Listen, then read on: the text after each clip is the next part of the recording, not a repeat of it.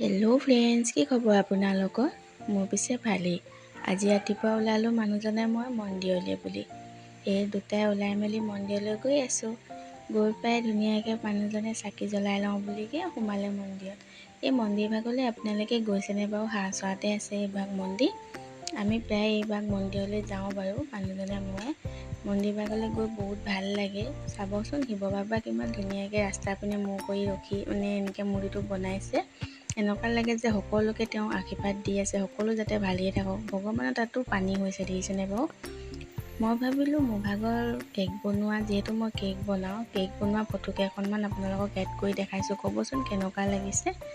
মানে গৰম দিনত ইমান বনোৱা নহয়, যিহেতু ইমান গৰম পৰে। অকণমান ঠাণ্ডা হৈ থাকিলে কেকটো নহ'লে ক্ৰীমবোৰ গলি যায়। সেই গৰম দিনত মই বনোৱা নাই। এতিয়া ভাবিছোঁ আৰুতো বেছি দিন নাই ন, এমাহমান আছে গৰম দিন যাবলৈ। তাৰপিছত ঠাণ্ডা দিনত আকৌ বনাবলৈ আৰম্ভ কৰিম আৰু।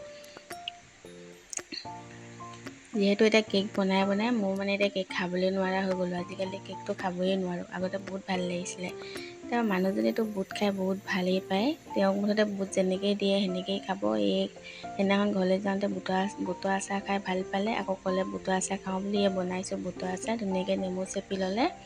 এইপিনে কুন্দুলি ভাজি, এইপিনে কাঁচকলৰ ভাজি, ভেন্দি ফ্ৰাই, ধুনীয়াকৈ ৰুটি এখন বনাই ল'লোঁ খাবলৈ কাৰণে। এইপিনে কচু দি দাইল বনাই লৈছোঁ। এনেকৈ চিম্পুলকৈ খাই মোৰ বেছি ভাল লাগে মাছ মাংসতকৈ। আমি ইমান মাছ মাংস তেনেকৈ নাখাওঁৱেই, চিম্পুলতে বেছি খাওঁ। আজিলৈ ভিডিঅ'টো ইমানেই। মোৰ ভিডিঅ'টো ভাল লাগিলে লাইক, কমেণ্ট আৰু চেনেলটো ছাবস্ক্ৰাইব কৰি দিব। ধন্যবাদ।